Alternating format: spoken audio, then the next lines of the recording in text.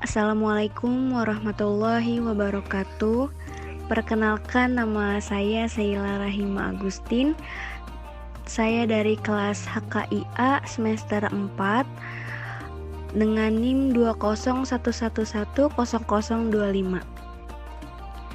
Baik, langsung saja kita ke pembahasan yang pertama, yaitu mengenai pengertian qawaid al-fiqhiyah. Qawaid merupakan bentuk jamak dari kata kaidah. Para ulama mengartikan kaidah secara etimologis dan terminologis. Dalam arti bahasa, kaidah bermakna asas, dasar, atau fondasi, baik dalam arti yang konkret maupun yang abstrak seperti kata qawaid al-bait, yang artinya fondasi rumah. Qawaid al-adin artinya dasar-dasar agama. Qawaid al-ilm artinya kaidah-kaidah ilmu. Arti ini digunakan dalam Al-Quran surat Al-Baqarah ayat 127 dan surat An-Nahl ayat 26, yang artinya, dan ingatlah ketika Ibrahim meninggikan pondasi Baitullah bersama Ismail, dia berdoa, ya Tuhan kami, terimalah amal dari kami, sungguh Engkaulah yang maha mendengar dan maha mengetahui. Lalu Quran surat An-Nahl, yaitu Allah menghancurkan bangunan mereka dari pondasi-pondasinya. Lalu selanjutnya, di dalam qawaid terdapat unsur penting, yaitu hal yang bersifat kuli atau menyeluruh yang mencakup seluruh bagian-bagiannya.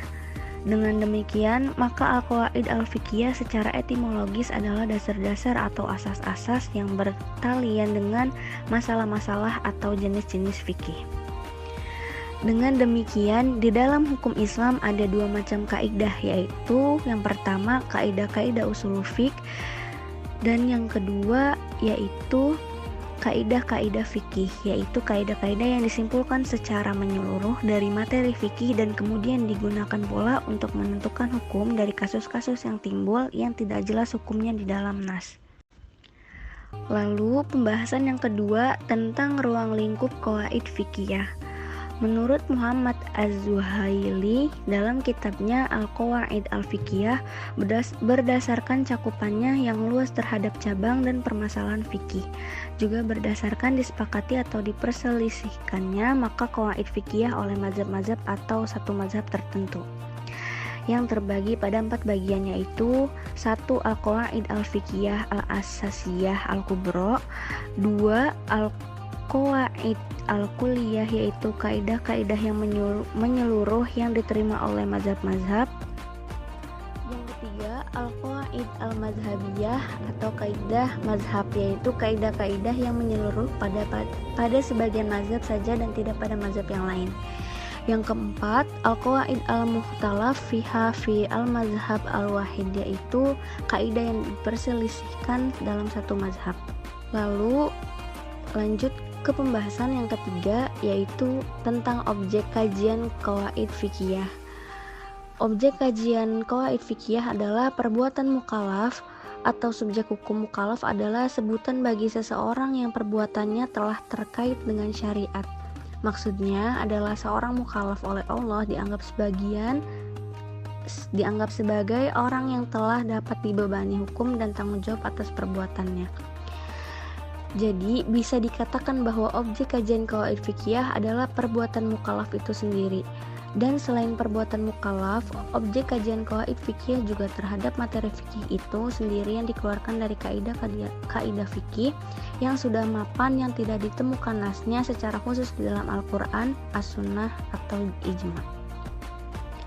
Jadi kesimpulan dari semua penjelasan di atas adalah qawaid merupakan bentuk jamak dari kaidah. Para ulama mengartikan kaidah secara etimologis dan terminologis. Dalam arti bahasa, kaidah bermakna asas, dasar, atau fondasi, baik dalam arti yang konkret maupun yang abstrak. Sedangkan menurut istilah, qawaid fiqhiyah adalah suatu kaidah-kaidah hukum yang bersifat menyeluruh yang meliputi setiap bagian-bagiannya, atau bisa dikatakan suatu kaidah hukum yang bisa diterapkan kepada setiap bagian-bagiannya. Dan objek dari kajian qawaid fikih ini adalah perbuatan mukallaf itu sendiri dan juga terhadap materi fikih itu sendiri yang dikeluarkan dari kaidah-kaidah fikih yang sudah mapan, yang tidak ditemukan nasnya secara khusus di dalam Al-Quran, As-Sunnah, atau Ijma. Baik, cukup sekian pembahasan tentang qawaid fikih dari saya. Kurang lebihnya mohon maaf. Wassalamualaikum warahmatullahi wabarakatuh.